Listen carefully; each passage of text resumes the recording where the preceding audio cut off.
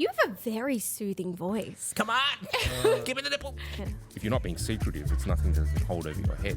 I had no idea on how to say what I wanted, say what I didn't want. Can I curse on this, by the way? Both forgotten people we've had sex with. They go, what do you do, Lawrence? I go, I run a swingers club. Like, oh. Do you ever say like Australia's best swingers club? With me here today are Jess, Cattely, and Lawrence J, owners and managers of Sydney Eora's best and friendliest swingers club, our secret spot. The venue offers fantasy, exploration, seduction, and satisfaction, with the core values of providing a sexy, safe space for truly memorable experiences. Consent is key. Guests are not expected to participate in any sexual situation with anyone, anytime. Jess and Lawrence have had multiple television appearances and also run a podcast and curate content on the venue's socials that discuss common questions, terms and phrases, and explores the dynamics, kinks, challenges and joys of the lifestyle, as well as some wild stories from the club itself. We'll dive into all this and more, but first it's my pleasure to introduce Jess and Lawrence. Welcome and thanks so much for being here today. How are we? Hello. Good. You have a very soothing voice. I was just listening to that being like, can you read some of my books to like read me to sleep? I'm doing my best. We're up to number 4 here, Yeah. I think. I'm trying, in terms of recordings, I'm trying to keep that in mind.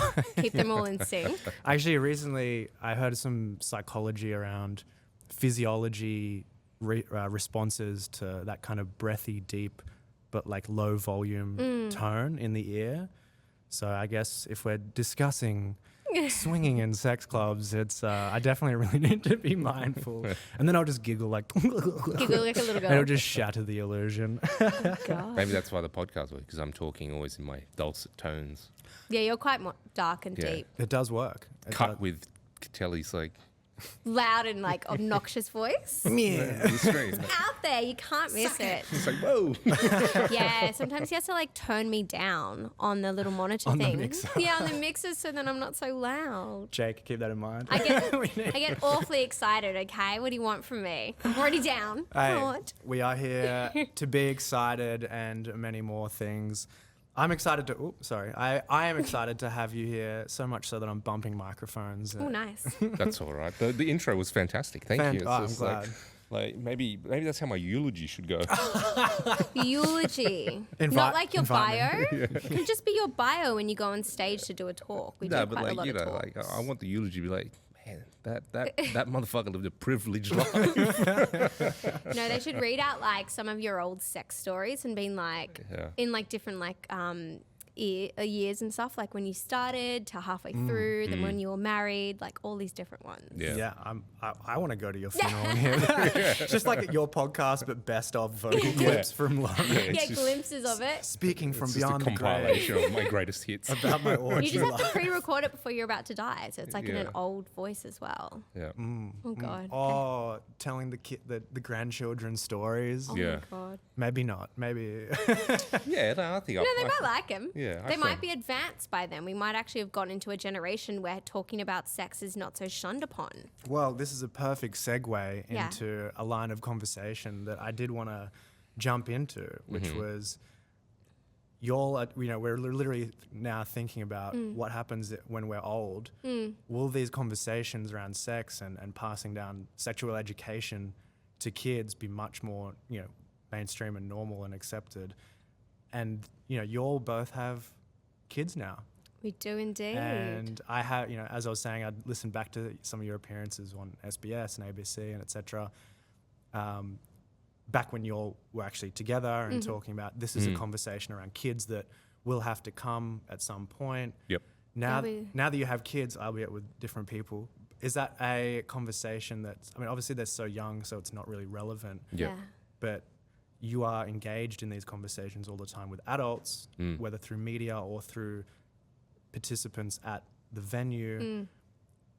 Is that still on your mind now that the kids are in your lives, or is it still a way off?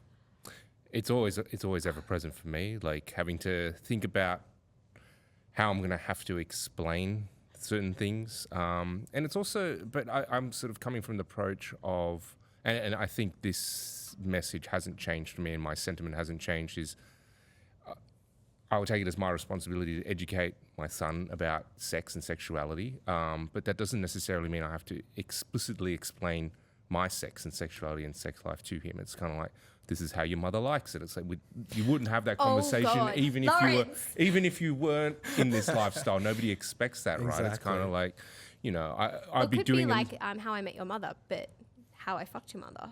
Yeah, well, you know what I mean. Surely there's a parody of episode about somewhere. There's a porno series of that maybe out there. So that's how I sort of, I think that idea hasn't changed to me. My biggest concern is actually dealing with the kids' other parents, like the other adults in the situation who wouldn't share that lifestyle belief or understanding, and having our children socialise, and then the stigma and ramifications that he might face as a result of what I do. And you're talking, so the parents of the friends of your child growing up, you know, so around the playground, if there's a disparity. That's that swingers club guy.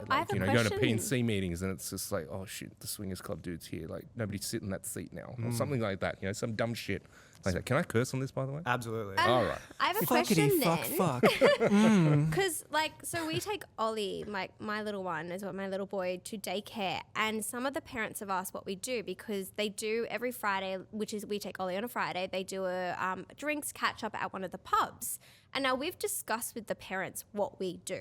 I understand that Ollie's only 17 months, so it's still quite fresh. I actually haven't had any pushback, but I don't know if it's because I'm a female and I've explained the situation. I think a lot of that, this is all anecdotal as well, but when you're open about it, people are less inclined to try and use it against you, because if you're not being secretive, it's nothing that can hold over your head. They might shun you or disregard you, but probably less people would be like that to your face anyway. But if you're like, oh, I run a nightclub, and then let's just say, well, if you're ashamed about it, it's kind of like they're going to try to turn that against you. You'll give that energy off if you are trying to be insecure, or if you're just insecure about it, which I don't think either of you are. No. No, we're not shy about it. I'm becoming far more comfortable just saying, they go, what do you do, Lawrence? I go, I run a swingers club. Like, oh, yeah. Do you ever say like Australia's best swingers club? Because that's what I always say. I'm like, I run Australia's best swingers club. I'm all about rewarding myself. Yeah. Put that. Do you mix in like the sound effects? Like, no, but I know you do, and I love it. Oh God! Look, I've got good one-liners. I don't have big sentences. Yeah, well, like I thankfully have not had any pushback, but I think I wanted like to start telling people from the beginning. Like I've told all my friends, everyone that's in my life knows about it, and I think just having that, like, most of our friends who also have kids with us around us are in their lifestyle. So I think I'm very fortunate in the way that the kids that are getting brought up with my son are all with lifestyle parents who are also having to learn and explain their situation. So it's kind of like, you know, teaming up together to explain a lifestyle that is acceptable and loving and wonderful for us. And you're all going through that together and we can all have a glass of wine about it. For me, it's like that's great. But maybe when we get to a wider community, like a school where there's, you know, a couple of hundred kids in the same year, where that sex positivity isn't, you know, there's an asymmetry between, and it's like, how are we going to navigate this? That's where my concern comes from. But maybe you just like you end up in areas where it's probably there's, on chance of probability, more acceptance of that kind of, like, if you go to school, say, and maybe here in Sydney, the inner west, you might be a bit more likely to find people who are like, they might not necessarily agree, but they're accepting. Yeah, that's true. And I guess that's also just the mission more broadly. If you know, all of us are involved in this, and also professionally as well as you know whatever else. Yeah. So I guess by the very nature of us being involved in that, you have to kind of fly the flag in some way, and by participating in normal life things, I think you just, you know, like you said, you just have to be secure in yourself and back that about yourself, and, you know, cop some shit here and there. But like, I feel like I don't mind because I know you've all justified why we live this way, right? We're all very comfortable.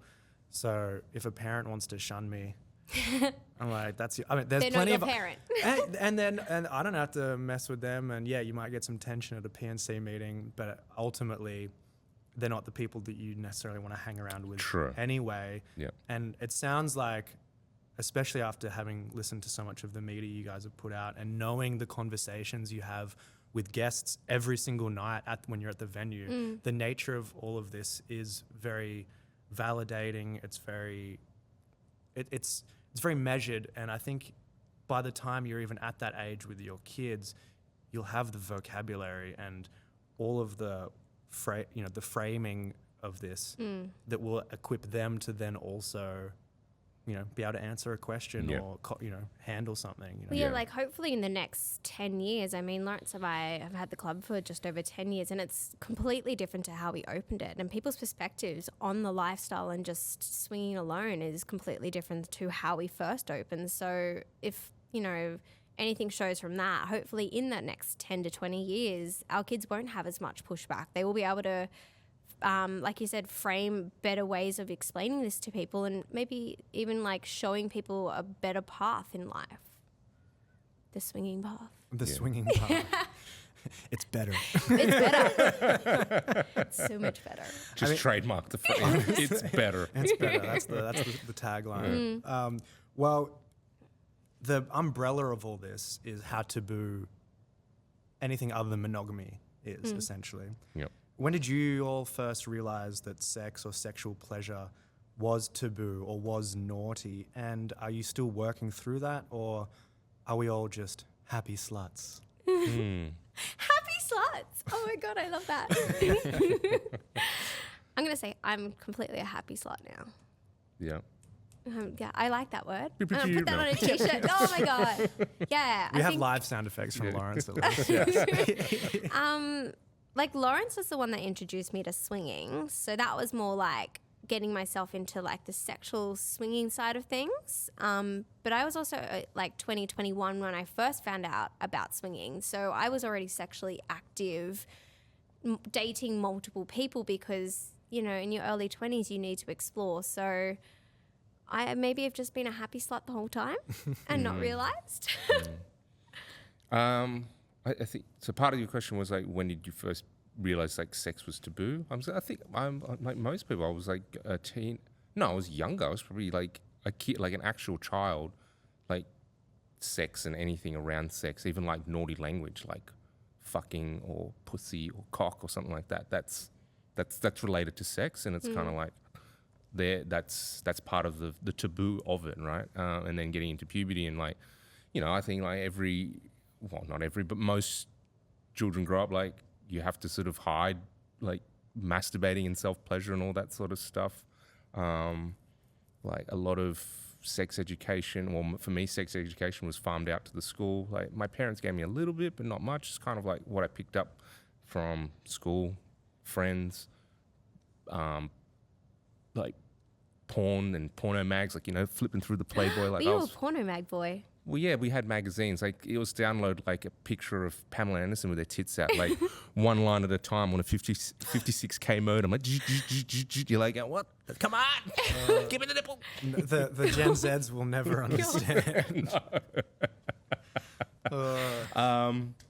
Porn on dial-up. So definitely knowing that it's taboo, and like, look, like obviously having the club and being far more open about sex and my sexuality and sex is fun and it can be a really positive thing. It doesn't need to be like this. It's this harbinger of doom for like it is for a lot of people. I think I still face that or feel that like it's there is that tabooness, and it's something like you got to suppress it, or just like being careful about talking about it and where you're talking about and how you're talking about it. You can talk about it in very clinical terms, kind of maybe acceptable in most situations, but then you start getting into the enjoyment aspect of it. People are like, why is this guy talking about this right now? It is crazy that the joy element is so moralized. Yeah. And like, did either of you grow up religious? No. I was Speaking raised. of that morality, I was raised Catholic, but I for as long as I can remember, I was never a true believer. I remember sitting there in the church pews going, "This sounds like a bunch of bullshit to me." Like, I'm just here to fucking light the candle. yeah, You went there for the free food?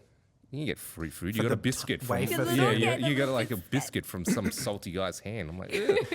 Jess is like putting Catholic church on a pedestal because you've never been. It's like, don't you get food and wine? I literally have not been. Like, I think I went to church once or twice. Like, my upbringing is very different, obviously. So I don't. Yeah, like, I was baptized. I was confirmed. But yeah, like I said, this was like my mum's wishes, so I just sort of went along with it. But as soon as I was probably able to sort of verbalize my lack of interest or belief, that's the way I went. Yeah.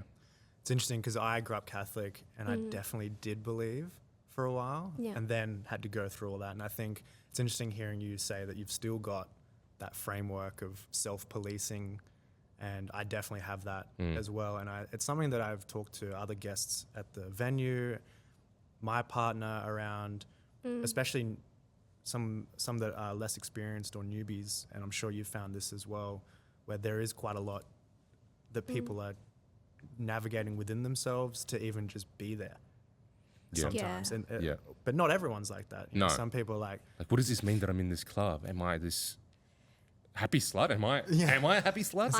Am I okay with being a happy slut? Sloganing that on a t-shirt, walking around being like, happy slut since 1992. Actually, it was way too early. That's when I was born. But we'll figure out a year that I can add down the bottom. Because you should like blank out the vowel and just go pick your vowel. I was happy slut. It was the second in line for this podcast title. I was like, hot nerds or happy sluts. Okay. Yeah. It wasn't, but I was called that. Oh, damn. Maybe because I went to an all-girls school. I was trying to think why I don't have that framework, but I'm thinking maybe because I went to an all-girls school, and honestly, the slogan in year 12 that got spray painted on the floor was, if sluts could fly, bold girls would be an airport. And that was literally what somebody had written, and it's stuck in my brain since year 12. And I was like, fuck, if someone's going to call me a slut, then I'm going to do it my way that I want to do it. I'm going to fly. Yeah, I'm going to fly with all the sluts. I'm gonna be the head chief. And that's taking away... I can't be the pilot because I'm not really good at flying, but I will be the head stewardess, and I will tell everyone the directions they go. And you do. And I do. I've found my position in life. I see you in the venue doing literally that, yeah. Oh my gosh.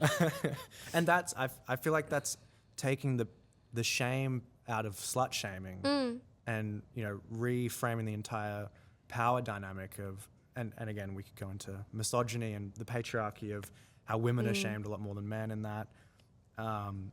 But before we go into all of that, given the religious elements that we're talking about here, an idea came to me because our culture is very much, you know, rooted in that puritanical mindset. And I love the old, like, Greek and Roman, you know, pantheons of and myths where they've got like Dionysus and Bacchus, which is basically the god of wine and fertility and harvest and sex and, you know, festivals in the streets. Abundance. Abundance, indeed. But and I sometimes think, you know, how crazy of a culture would we have? How different of a culture we would have if there was a bit of that instead of, like, you know, the guy being tortured on a cross and we're not allowed to have sex before marriage. So if we ever had a religion of swinging and orgies, what would the god look like? Do not say yourself. Were you just like checking to see if that's the right answer? Voila. It was an ego test. I'm thinking about this. You can't say yourself, but you'd have to say somebody similar because we run the swingers club, I guess right? we're trying to, personify this god or entity. Wouldn't it just be a couple? A couple that fluidly swaps between whatever sex or gender they feel like a multi-changing face and sexual body. I like it. Like, I want to say pansexual, but then I'm going to get rooted for saying one set sexuality. So we'll just a changing face. I had this image of it, like, it's just this energy, this thing, a being that it's not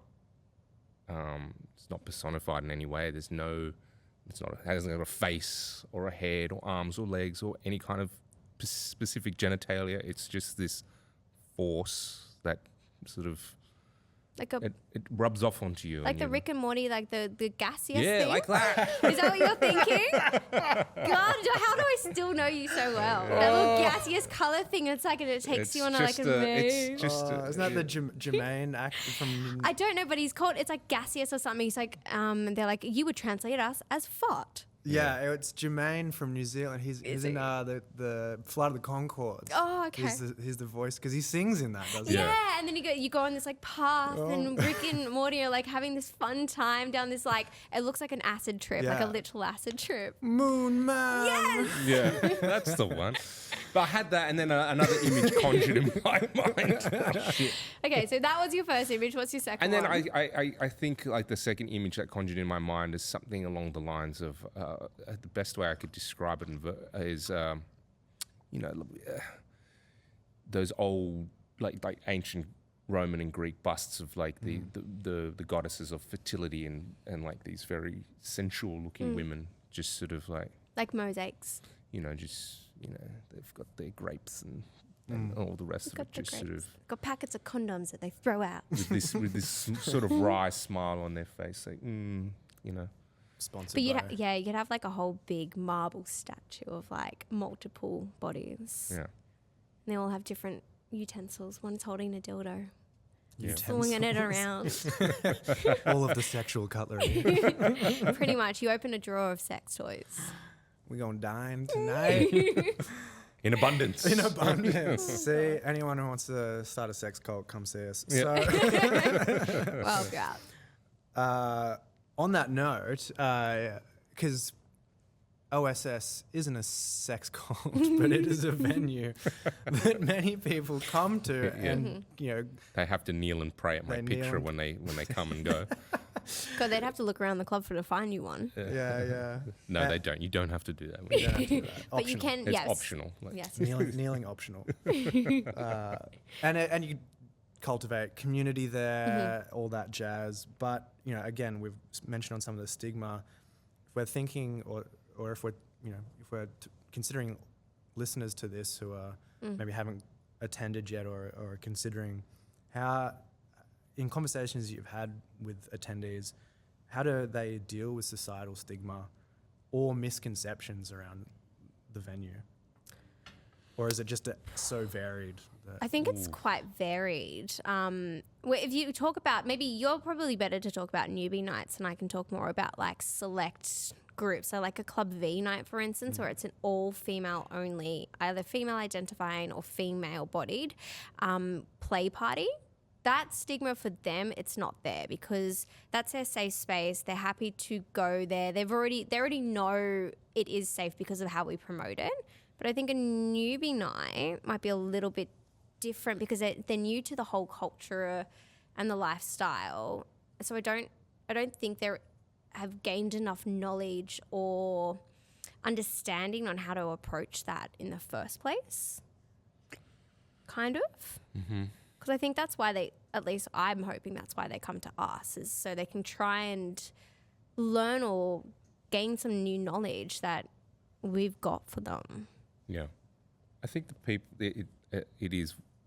it's very varied in terms of how they, I guess, reconcile coming to the club.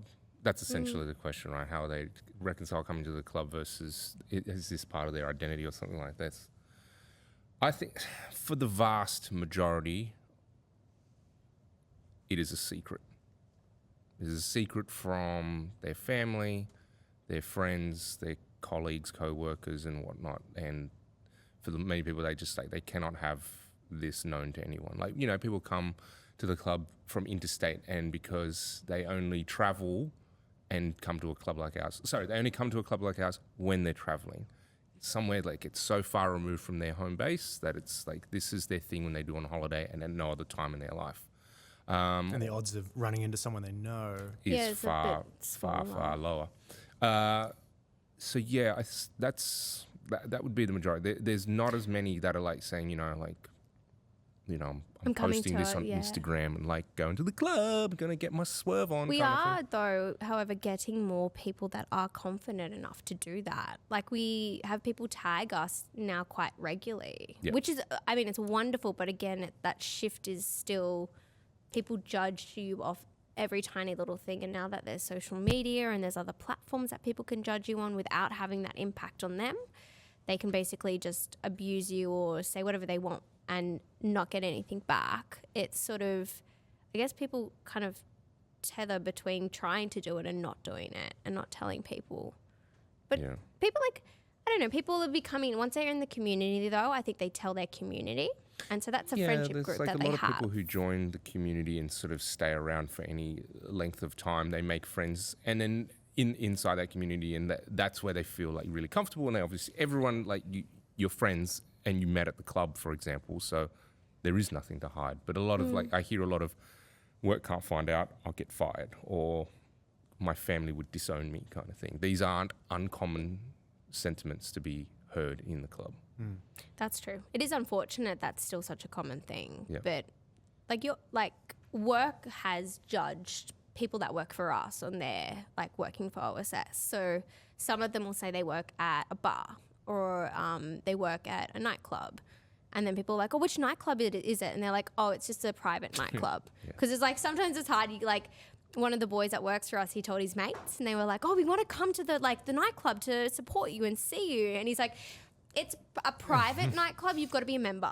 And I was like, that's a pretty smooth, quick way to say it when you don't want to tell $10,000 membership fee. It's like, sold. Free, please. Oh, okay. I think he was so excited that he got the job there that he told his mates, but then his mates weren't the right fit too. I lost my job when they found out about, because way back in when we first opened, this was only a side thing for me. And so when they found out, because I did a media appearance and they found out, they go, we have to let you go. We did the Sunrise media appearance, and they saw him on Sunrise, and he got fired. And what company was it? I won't say the company because I just don't want there. But the job was a private security job, and we're looking after a wealthy family, and we were in their house looking after their children and this and that. So it came from the family. So it's not like a typical fair work situation where it's kind of like you can't discriminate against someone, but because this is someone's private home and their private life, and they're uncomfortable with that. So, but it wasn't even them who knew it. It was the company, the security company I was working for, and they said if they find out, or if any of their friends find out, and they know that you're in there, it might cause them a little bit of PR grief, and we can't have you in there. I get it. They were fairly good about it. But that's some of the real world ramifications that I personally experienced with just being involved in this. So, and there's no real fears of you doing anything. It's just the association with something that's correct, out of the box a bit. Yeah. It's like that. It's PR management. What will the neighbours think? Let's just say, I don't know. Maybe there might be fears. It's like he's around our children. He's become some kind of pervert. That's. I'm hoping that we're up. You know what? As I say that, I've read so many articles lately on people who are underage getting inappropriate conversations happen to them, child molesters. So I'm just gonna scrap that and just be like, if they had a family and a very religious family too, it might be a bit confronting for them to have someone of our nature or our lifestyle around them, because it's so different to religion, right? Especially considering I fucked before marriage. I see a lot of similarities on your knees, making gestures and this and that. Sucking a lot of dick. It's very ritualistic. Oh, indeed. Well, it feels like a ritual. Every Sunday, every Monday, Tuesday, Wednesday. Every Sunday we don't work. We just get on our knees and pray. Oh, yeah. You were mentioning the fact that you've got different nights. So let's bring it back to the actual venue. Yeah. Kicking off with, how's your calendar? You've got different promoters that run different events, but you also run events yourself. You just mentioned that you've got employees, but it might be a part-time thing and they've got a full job. I'm pretty familiar with how things work in there, but I'd love to hear it from y'all's perspective for the audience. So maybe go through the different types of nights. You mentioned Club V.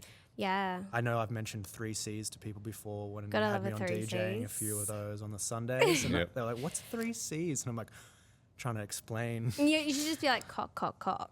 And then if they don't get it from there, they probably aren't the right fit. No, that could make it sound like a gay only- party. yeah, that's it's just only like cock, it's cock, it's cock. not It's that. only- it's a a 3 to gangbang, 1. and the ratio is 3 to 1. 3 men to every 1 woman. Yeah, we just had our recent gangbangs. That was good. It was a sold out event. Yep. Most gangbangs for us are sold out. So lots of greedy girls out there. But the events that we have, Jess mentioned earlier, was the newbie night. So we run those a couple of times a month, obviously targeted towards newcomers to the lifestyle or the club. Masquerade party, lingerie delight, neon nights. We have Little a whole black range. dress. Little black dress. That's one of our favorites because it's super simple. We also do mingle yeah. nights. We're now open every Thursday, so we just have a Every Thursday second. evening. And then, like you said, we have specialty events. party promoters who come and curate their own event, but they essentially rent out our space for the evening for their own private party. But you'll promote that in the... Oh, no, sometimes you do, Sometimes sometimes we Sometimes we don't. do, sometimes so we sometimes don't. the space itself gets hired out completely by external parties. So it might be a kink event, which we aren't a part of that community. We're a part of it, but we don't have the knowledge to host a party. So then these people will take over the venue completely and run it with their guests. So it's completely closed off to our public. Or we do have ones where we kind of cross promote. So that's the exclusively Red Hot Pie events. So we have those every 6 weeks. Shout out Ryan and Jackie. Yes, gotta love them. Oh yeah, so we're doing that. Yeah. To the camera. Other than that, like we do. Sometimes we do like boat parties as well, which I know you've been a part of one of those. They're Very fun. kind of specialty ones where we're starting to try and branch out a little bit to not just be seen as like we're inside a nightclub or inside a sex club. Like, let's go on water and have fun and enjoy some people's company, which is why we also do the mingles. Yeah. Because the mingles, you were saying Thursdays or every second Thursdays you're open, but you're also doing mingling at a bar nearby as well. Yeah, so we go to a bar at 7 o'clock for 2 hours and we just have like a vanilla space so people can actually talk, have some cocktails. We provide the food. So we make sure everyone's well fed before they get differently fed. And then it's only like a hop, skip and a jump back to the club. So it's just creating that space where, especially for newcomers who find it so daunting to come to the club. Like we've had friends of ours tell us it took them 3 times to even just get to the front door. And that I get, like it can be very nerve-wracking to go and enter a venue that you actually don't know what's going to happen behind those doors. So creating a space where they can talk to other couples in a very mundane vanilla space that they know of has helped a lot of people just pass that threshold. And that's only the Thursday mingle Yeah, so we've been sessions? alternating the days. We used to do it on a Saturday, but now we do it the first Thursday of every month, except for January because they're closed. So that's a little bit different. However, from February onwards, it's the first Thursday. Fantastic. Which bar is it? So it's Snacky Chan's. So it's just up the road from us, and they do the best sushi, which is why we always provide sushi for you guys, because who doesn't like a good sushi plate? And lots of edamame and chips and lots of free-flowing cocktails. Not free flowing. You pay for those. That's what I mean. Well, yeah. Disclaimer. Yeah. Do you have any struggles remembering people's names, especially Yes. considering Always. so many people have 2 names because they Yeah. use one name for the scene and one for their real life, right? So Yeah. We've both forgotten people we've had sex with and what their names are. me too. Yeah. Sorry. It recently happened to me the other day and I was like, oh shit. I was like, they're like, oh, this must be your new partner, Jamie. And I was like, yep. And they were like, oh, how's Lawrence? So like, do you remember that time? And they were explaining the St. Andrew's Cross back in our old venue. And I was like, I don't know who this person is. And Jamie had found out I'd had sex with this guy multiple times, not once, like 3 or 4 times with him and his wife. And I was like, fuck. I was like, can you get their names? Because I don't know who they are. Yeah. That was bad. Sometimes that happens. It's a little embarrassing, introducing yourself to someone. embarrassing. Like, hello, my name's Lawrence. Hello, you've been inside me. Oh. But I guess this is also the orgy life, right? And coming back to the misogyny that runs through everything, unfortunately. I've always found body counts really strange. Body counts meaning when guys care, or even girls, but generally it's a guy that cares about how many people someone slept with. Generally the woman that they're pursuing. But the double standard of it not really mattering to a man, and you know that whole conversation around, you need to have if their body count's over this much, then whatever. And I've always found that so strange. I thought that was so antiquated. I thought do people still do that? Yeah. Fuck. Mate, there's all the podcast bros and I wouldn't know how many people I've slept with. And I don't even know that's how many the people thing. I've slept with this year. How the fuck am I meant to know over my life? Exactly. Like, I'd have to guesstimate, like, over 500. Wow. And then, Like, but then and also, I if you're have- queer, Well, that's the thing. I fuck girls as well. So, Yeah. like, I've added, like, them all together, and I've just been like, if I've at least stuck my tongue in your vagina deep enough that it's like getting fingered, I'm going to count that as fucking. so fair. Right? So, so we're hitting over 500. So reasonable. Yeah. Every girl will agree, okay? But that's the thing, like, do you have half counts, old boys, like, you know? Just the like, tip? Yeah, like, because also if you're bi, and like when I was first trying things on that note, or even trying things with women that were very sexual Yeah. or oral, and then it's, you know, the boys have a chat going, like, is that another notch on the belt? And again, these are all those antiquated, as you said, misogynistic, really, Yeah. approaches. And when you're in this scene, I find that it's just so incompatible because like if you have an orgy with 6 people, 7 people, you're not necessarily going to be sexually engaged with every single person in that. No. But you are sexually engaged because Yeah. you aren't sexually engaged with this person Yeah. who's touching them, and you're and you're doing it all together. Yeah. So the lines become so blurred once you step out of this whole monogamous man owns the woman kind of mentality, because sex becomes so much more open Yeah. Yeah. as well. Yeah. So true. And is that something that you've seen in play ever, or have heard that from other people as they tried to? I mean, because there's also the note that you used to not let single males come in. You do now, but they require an application. Correct. So is this all part of that, that difference in approach? Okay, so to answer the first part of the question, I don't often hear that. This is not something that I've come across in my experience in the swinging lifestyle about the body count. Like, what's your body count? And again, it doesn't make sense to be. Yeah. in I this think it's space, more right? of a question of like, how long have you been swinging is what we get asked. Like, people in the lifestyle more are like, oh, what stage are you at swinging? How many like couples have you swapped with? It's more about the level of confidence in the lifestyle that you have rather than how many people you've had sex with. And it's actually something that you kind of want more experience, Yeah. right? Because then you'll feel more comfortable with that person or that couple. Yes. If it's a couple on a couple. Oh, if you've been in it longer than me, you might Show me the ropes. Yeah, Teach yeah. me the ways. Yeah. I want to get to 69, level 69. Hit me Yeah, up. that's maxed out level. 3-star 69. Yeah, that's it.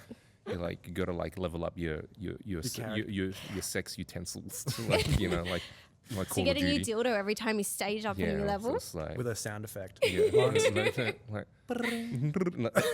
like, oh yeah, you've got 3 squirts. Lawrence isn't allowed to do the live sound effects anymore. No,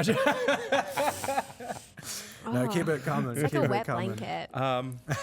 What was the second part of that question? Sorry. The single is this men. related to the idea of the fact that single males, mostly hetero, are going to have these different expectations on sexual dynamics? Yeah, that's the reason why we limit the amount of single guys, because we don't want it to feel like this predatory environment or this very... There is a different energy when it's a lot of masculine energy inside the venue. Like, when we have our 3 Cs gangbang nights and it's 3-to-1, so it's for every woman or female identifying person in the venue, there is 3 men. Has a far, far different feel to say when it's more evenly balanced. The reason for allowing single men in is because we had people just saying like, I'm not like, we were sort of we were in this. Sorry, my words are escaping me. As women, the women were feeling like it's kind of this heteronormative thing of like women play with women, men kind of watch, and it's kind of voyeuristic, and that's hot and all the rest of it. But like for the women who are saying, I'm not into other women, I'm into men. You know, I'm heterosexual. Like I'm not even entertaining that idea. We were just sort of, you know, cutting that sort of that sexuality out of the picture. So, you know, we sort of, you know, listened and sort of like, how can we make this manageable in terms of like it's not going to really adversely affect the night having these single men here if the energy's not quite right, or as well as sort of being able to satiate that interest for those guests who are interested in that. And it wasn't I don't think it was related in any way to like their feeling about getting notches on the belt. Actually, no. The application process does filter out those kinds of people who think like that. Like, yeah, I've got a big cock and I'm going to come in and like, you know, get 30 women. It's just, no, you're not. In fact, I'm just like, sometimes I'm like, you should let them in and just like watch them sink. No, because it brings such a bad vibe. Yeah, like I we've know. been tempted to do that because some people will be like, I've got a Rolex watch and I wear a suit. I'm not sure what that brings to the table. Yeah. But I'm entitled to be. yeah, Yeah, I'm like, that's right. but yeah, no, I earn six we figures, did find a really it's like, nice oh, okay. number though for single men. So we've got like allow 5 single men per event. Sometimes that increases depending on the event. So like a pendulum event, which is a bisexual event.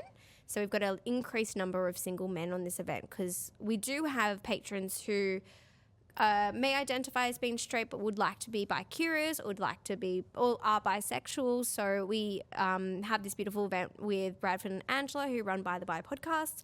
Another shout out. Look at all the shout outs I got. We run that to, I guess, more single men to come to that sort of event. However, once you've got 5 single men in the venue, I think like it honestly feels like enough. And for those women or couples who are seeking out just that male energy, you'll be able to find that quite easily within the 5. Because we've also vetted them really well for you guys, like really well. Speaking of, I was a single guy allowed in. Yeah, I was working. See, we vetted them perfectly. Technically, I was working, but I remember coming to the club for the first time for an Allure event because I was going to be DJing. That was the first night I was going to DJ was for an Allure event. Yeah. And Trent was like, just come through to see what it is. And, oh boy, I saw what it was. Yes. And we're talking about, you know, some of these disparities on people's expectations, male, female, etc. Are there any other safety protocols in place for well-being and comfort? I know you all are very present on the floor. The staff are fantastic that you have there. And in that, you know, can kind of package that in an answer of what can guests expect when they arrive and go through? We find the safety protocols that we have in place are, as you said, it's just like we're present, as in like the staff running the evening are there and watching and available to talk and be a listening or a sounding board for issues or thoughts or just help for people who are finding themselves, you know, feeling a little bit overwhelmed, or if something has happened that's not to their liking, we can help them. So that is I think the best and most robust safety protocol that we have is just like our presence and being present and available to them. We do also provide because we're very big on consent at the club. So we do have, if newbies have not been to the venue before, we do tours as well. So we go through the venue to make sure they're well acquainted with all the areas and also all the rules as well. And we also have like rules and I guess info before you turn up on our tickets. So we try and provide every single stage of however you've purchased the ticket, some sort of information to help you succeed on the night. Because at the end of the day, that's what we want you to do, is succeed. We just want you to have an experience that leaves you wanting more, not an experience that you're like, I don't feel comfortable here, I don't feel safe. Yeah, so educating the guests is part of that plan of like making sure that you have the tools that you can either manage your situation yourself, like with the appropriate language, and then you have backup if you need it. So more so than us policing and saying, like, we're going to, like, 10 penalty units if you do this kind of thing. And 10 penalty units? Like when you see, like, the do you police... mean like 10 push-ups? No, like when you get like, the law is like, especially like the liquor licensing law, it's like 10 penalty units. Like if you serve an underage person, whatever it is, it's kind of like, oh yeah. So rather than that, it's just like we seek to educate and empower the people that are there, as well as provide them support in real time when they need it. That is our approach to things like safety and consent and all the rest of it. Yeah. And education is obviously a big part of your marketing as well, because it's great content to be pushing out there. It serves the mission of the broader, society. People can still follow your content and listen to your podcast without attending, and that might be the preamble they need to come to terms with all this, and then hopefully buy a ticket or do their thing. What is that ticket purchasing process? Is there a fixed cost every time? Generally, is it an application? yeah. How can someone who's never been get into that venue right now? So generally, we are fixed ticketing pricing. So it's $165 for a couple. And that's for the couple, not per person? Yeah, for the couple. For a male-female couple, we do have some in-between couples as well who might be like a male-male couple who want to attend like a normal, more heterosexual night. But generally it's a male-female couple. Then it's $86 for a single female, and it's $101 for a single male. And the only reason I remember that is because of the Dalmatians. I kept forgetting the prices, and I was like, I've got to get this in my head. Yeah, and it's just head to the website and go check out. We have a list of events coming up for the next 4 weeks generally, and you can just pick the event that most interests you. And the addendum to that is, as we discussed earlier, single males do have to go through an application process, only because of what we discussed. What we discussed, and the demand is so high, but we just need to make sure that the understanding is there. Yeah. And you mentioned, certain rules with licensing for liquor licensing, but to clarify, you all don't have or need a liquor license. Is that correct? Just on the business side, is it a sex on premises? Yeah. So we're registered as a sex on premises venue. So in council DCP's, the development control plan or something like that, it's certain businesses are given different categories, and so the adult entertainment businesses have a few different levels. The most that people are familiar with is the brothel or a sex service place, so somewhere where you go in and actually interact and pay for a sexual service, either sex or a blowjob or a massage or something like that. Then there's us, which is like you pay entry, but you're just there to meet other people. There's no actual sexual service provided. Strip clubs, and then adult bookstores and toy shops and stuff like that. They're the typical 4 categories that I've come across in the council plans, and so we come under obviously the sex on premises. And no,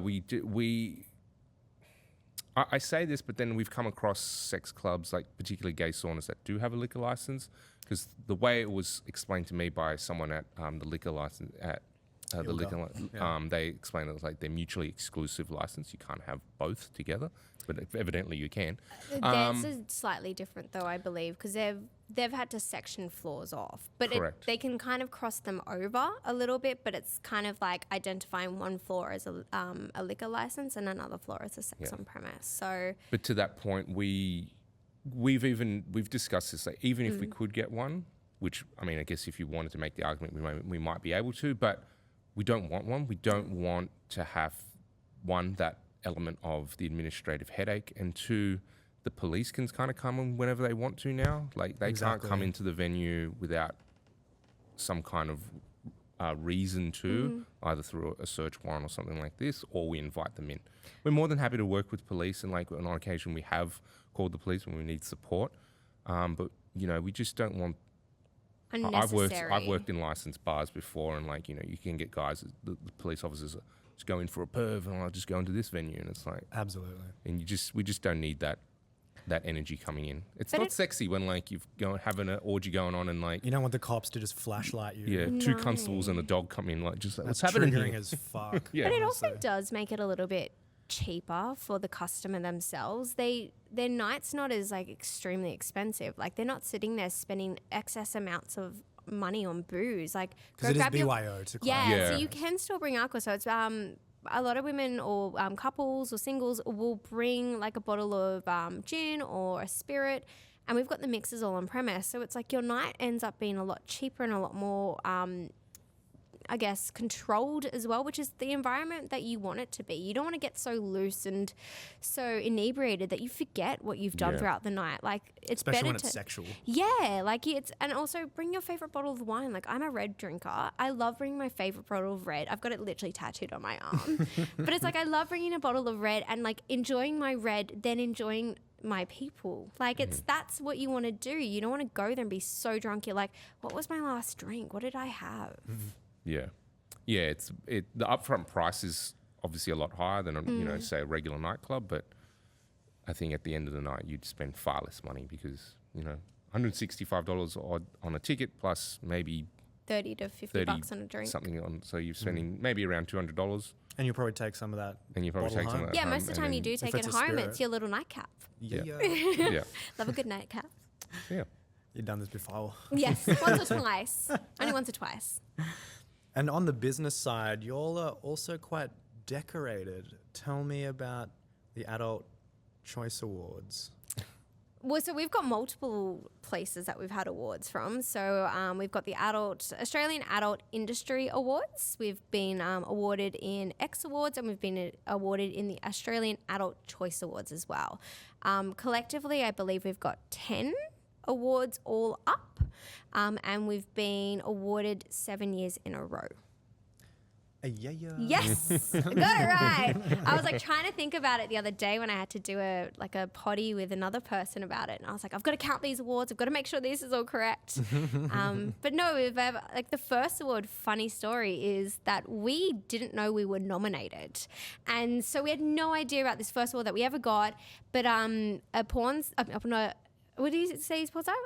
I don't know, an escort. He was friends of ours, and he'd actually heard our name get called as the best adult entertainment venue, and he went up and got the award for us and brought it back, and he's like, you guys won. And we were like, won what? You weren't what even are you in the talking building. about? Yeah. And that was kind of what got us into like, oh, we can get awards? Like, we That's can actually get accredited for what we do? This is amazing. Without even hustling votes It or was anything. amazing. It was so good. Yeah.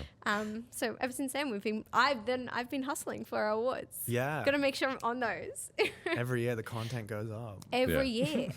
I hassle everyone for like 3-month stint on vote for us. Well, that's why you are so loud about Lawrence. Do you say it's Sydney's best swimming club? We got awards. Australia's. Australia's. I'm saying technically? Australia's Yeah. because technically, You have the most. we have the most awards over the Australian clubs that we know of. Yeah.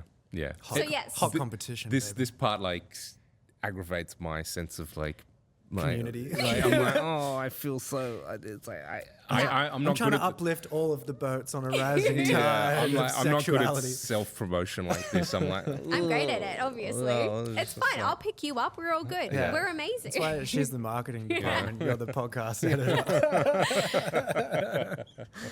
On that, with the Adult Choice Awards, there's obviously many, many categories. You end up filling a few of them. Yeah.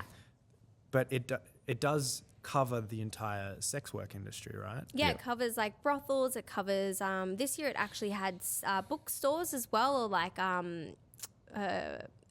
sex shop, like where they sell sex toys as like a adult entertainment venue, because some of them I believe can provide like a viewing section of DVDs. And I think I don't know if this is new or maybe they've just brought it back, but because of that, they've now been added to our categories. So it's pretty much anywhere you can have sex or pay for sex is added into our categories. There you go. Yes. Some technicalities. I know, but that's okay. We still smash it, so I don't mind. Yeah. No matter how you categorize us, we're going to hit it. We are here to win, and I will make sure of it.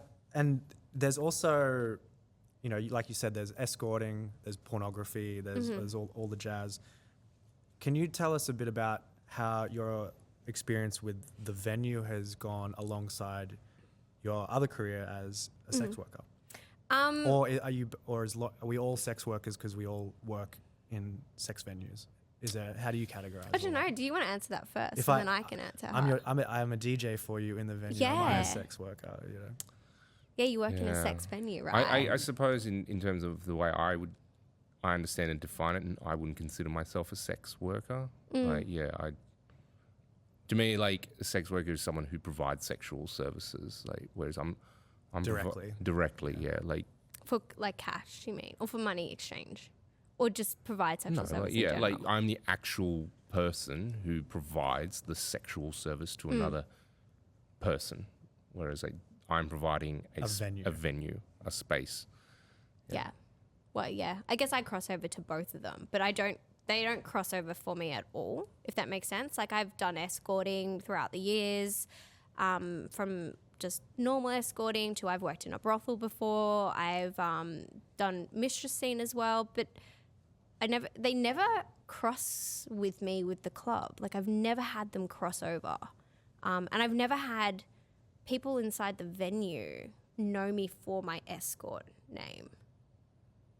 Like, I don't have any crossover, which is, I don't know how that's worked, considering how small a community this really is.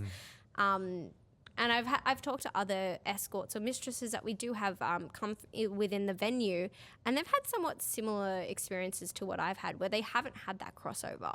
Like, the club is really there for people who want to enjoy themselves. They don't see it as any of their paid clients are there. They don't have any of that,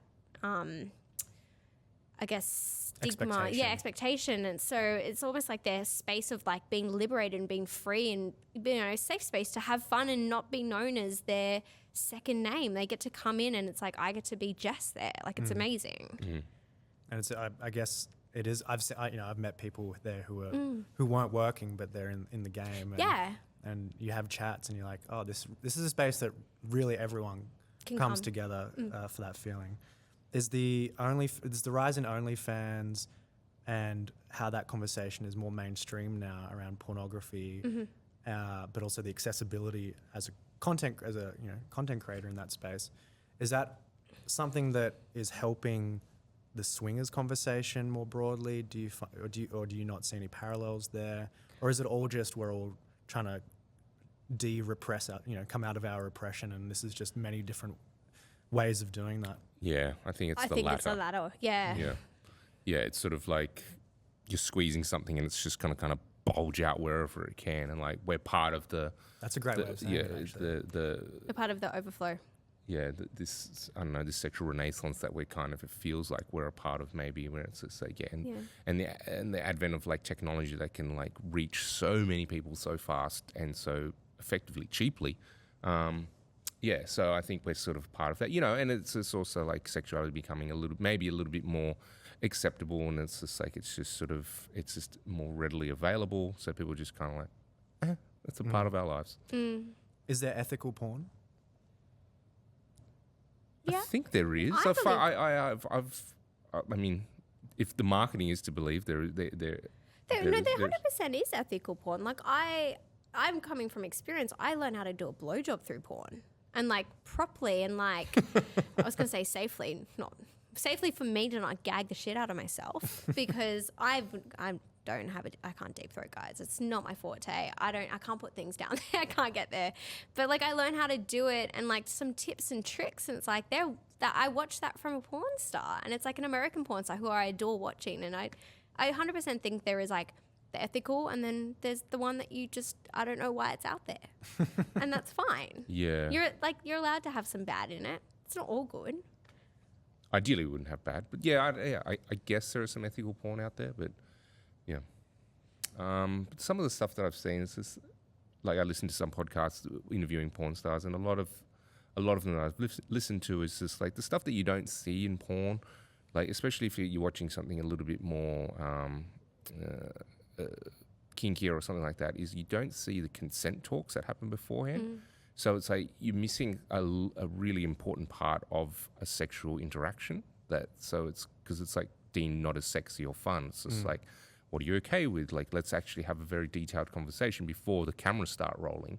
And so you're just kind of watching this thing happen. And I think where the ethics sometimes get lost is especially young men, think like, I'm just going to walk up, take my cock out and shove it in her ass. And it's kind of like, you haven't seen all the work that got to this point, right? So there's this like, oh, well, this is just kind of how it happens. Maybe that's where sometimes the lack of ethics comes from. It's just like they haven't seen the actual... Yeah, the educational part of it. Yeah, the conversation needed before you can actually do something like this with another person. It is fortunate, though. There are some sites like kink.com do it where they have the girl at the end and she like talks about her experience and she's like, oh, you know, it was so great. They actually have started putting the beginning of the experience where they sit down and they go, these are what you're okay with. Let us know what you're not. And she'll say at the beginning, she'll be like, oh, I'm not into like vibrators in my butt, but you can put a dick in my butt. So like it'll be stuff like that. And I know they're like, you've got to actually pay for those. And I'm sure a lot of people can't be bothered paying for them because they just want the freebies, which the freebies don't have that. So I think that's where it kind of slips up with the educational side. But there is those ones where they actually show the girl where there's a whole consent, non-consent happening. But then at the end of it shows like, you know, just want to check in, how you feeling? They do those like after check-ins and stuff. And it's nice to see that. But then again, I've paid for those porn and I think a lot of people won't do that, but I've paid for those porn videos to have that as well. So basically we just need more conversation around consent. Yes. Education, all that jazz. And in fact, one of the key things that I've learned at the venue, which was kind of coming clear to me before I had ever attended, but something that is very clear now is that, and it's something that I always struggled with growing up because I didn't really have the language and I was riddled with insecurities around approaching women, definitely around approaching men, but definitely women, and realizing that consent is actually the language was, and the fact that, you know, we don't get taught that is crazy, but everyone's like, how do I approach this woman? It's like, well, you treat them like a human being that you want to get to know for a bit, and you want to have a special, even a one night stand, you know, if you have the idea that it's a special moment that you have with someone else, that's not just a notch on the belt, it's not just a fucking body count, but it's an experience that even if you don't never see each other again, you've done something enjoyable and you know, potentially more for each other. And that kind of just approaching with, oh, can I do this or can I do that? Those are actually the steps that allow you to break those things down. And also you get clear feedback. Yeah. Yeah. You know, it's not like you're trying feedback. you're not trying to guess at the hints. We do have to wrap up very, very shortly, but I just do want to hit you with some final questions. My journey at the venue, from being a DJ to participating after shift and at other, you know, meeting people and, you know, catching up with them for drinks and other things outside. You know, thank you to both of you and to everyone at the venue for cultivating that space for me personally and for a lot of people I know and that you know. What have you learned about yourself in these 10 years running the venue, and between, you know, having moved to different venues, having been together and, you know, now not together but business partners, you know, there's just been a crazy 10-year journey. I've kind of tapped in, you know, for these last, you know, 3 years. So what have you learned about yourselves? Someone said this to me a little while ago, and it kind of stuck with me. It's just like and it was said to me, but it was about Jess as well. And I think it's something that we hadn't given ourselves credit for, and probably still don't. But the amount of, God, what was the word? Look, I can't remember the exact word, but it was synonymous with grit. The amount of tenacity that, I think it was tenacity, you obviously have to keep this business going and to get it where it is. So it's like, it wasn't like one day we just turned on the lights and everyone turned up to the club. It was a slow burn. It was a lot of hard hours and nights and this slow evolution of just, you know, getting it to where it is, but it all comes down to just the determination just to keep going. So I suppose that's what I've become aware of, is like my own determination to keep going. Mine's just more like being confident in being able to express how I feel verbally. Like as a 20-year-old, I had no idea on how to say what I wanted, say what I didn't want, but then also like obviously with our relationship breakdown, but then also the change of the venue, like the amount of stressful situations Lawrence and myself have put ourselves through, and still being able to like be friends and really, really chill about everything and like push the business to levels that like, you know, we're expanding and we're trying to get this venue to be, what do we say, Eastern Coast? Trying to do Eastern Seaboard. ESD, Eastern Seaboard domination. Like, these are the goals that we've like pushed ourselves to, and it's like we've got no stopping us to do that. Like we just want to continue and grow the business and grow us, and it's like that I've learned that like that's helped me as a person as well, like to just be, you know, a stress head, but also very comfortable in who I am.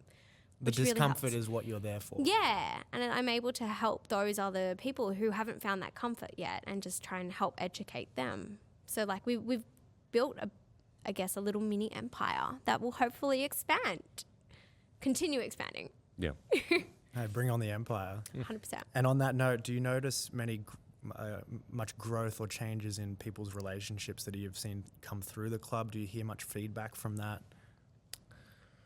Yeah, I've said this, it's like the people come and go, and we kind of have like core groups of people throughout the years that have like, you know, we'll see a lot of these people, and then for whatever reason things change, their life change, and you don't see them anymore. You see them very rarely. Like, but I've seen like even as recently as probably a month ago, a couple that used to come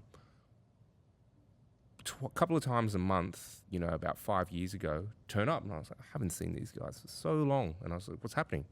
We started a family.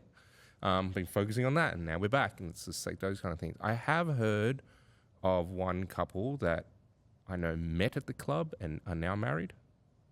They had Trip as their MC. No way. Yeah. Yeah, and maybe it's happened more than, because I'm not sure about this one. So maybe there's more than one marriage that's come out of people meeting at the club. Well, then there's more than one marriage, because they met at the club. He wanted Trip to be the MC because they all became really close. But that was cool. Trip used to be the venue manager. Yes. Yeah. Sorry, Trip is a person, and Trip is not a microphone. Trip with 2 P's. Yes. Capital T. Last question. You all have your own podcast, Our Secret Spot podcast, if anyone wants to find it, and Our Secret Spot for all the socials, if they want to find your website, etc. What advice do you have for me doing a podcast / media in this space? oh man, we are the wrong people to ask about this. Look, We're up to almost 100 episodes, aren't you? Yeah, we're at 80. Well, next week will be 88 episodes that we're releasing. I think, like, we wanted to start the podcast for a long time before I wanted to start the podcast a long time before. And like, you know, I remember one of the first recordings that we attempted, I had everything scripted pretty much, and I wanted it to be, but I'm not media trained, and I haven't done, you know, years and years of doing this stuff and being able to work off this kind of, you know, a call sheet essentially, like trying to run like that, and it stressed Jess out. And I just remember like, she's going, I can't do this. It's like, I'm not take made for 30, podcasting. God damn it. And then it got put aside for a while, and then we came back, and it's just like, you know what? And it came from me listening to a lot of other podcasts as well. It's just like, let's keep it conversational and just keep it going. And it's just going to be, the sentiment behind it was, we just want to tell the stories and talk to people from the club that we think other people would get something out of. It's essentially a marketing tool for the club, but it gives people the understanding of like the humans behind it, not just like the idea of just this club where sex happens and it's all like, ooh, this all this sort of stuff. It's like we can tell like the stories, and it's just like there's this connection. And again, it's a helping just tool. being determined and tenacious, just like keep making the content, keep putting it out there, and keep on the treadmill. Even though sometimes it's like, really don't want to do this, but getting it done, keeping it going. Because a lot of the feedback is, we came to the club because we listened to the podcast, or it helped us, you know, understand some ways to talk to each other, to communicate. Because sometimes you just get stuck, and you need somebody else other than your partner to tell you how to do it. So So if someone wants, because we didn't go into too much on wild sex stories that any of us have seen or participated in. Yes. I might keep that for keep that episode. for when you come onto Yes, we'll just switch it up. Yes. But if anyone does want to hear some more of those wild stories or some of those methods to help your communication in your relationship and figure out what those boundaries are going to be, whether in your normal life or going to the venue. Yeah, check out the Our Secret Spot Yeah, podcast. to our website. Come find out everything, all the socials. So long as you're not getting... There's not too much censorship on the socials? No, I've completely changed our look and our brand to make us very above board for everything, because Instagram is like, come down with the hammer and I will refuse to be taken down. So we're very vanilla now. Okay. Well, not in the venue though. No. No, Just on socials. Yeah. Socials. Chocolate swirls available at the club. Yeah, all the flavors. Well, thank you so much, Jess and Lawrence, for coming on Hot Nerds podcast today. We didn't even get into what Hot Nerds means for you, but I think if you want to find some hot nerds, Head to the club. Attend Our Secret Spot. Thanks, Kieran. Thank you so much. Thank you. Thank you for listening to the Hot Nerds podcast. We don't host ads, but if you find any value in what our team does, please feel free to support us via the links in our show notes or buy my book, as it greatly assists with producing this show. Thank you again. See you soon. Stay hot, stay nerdy.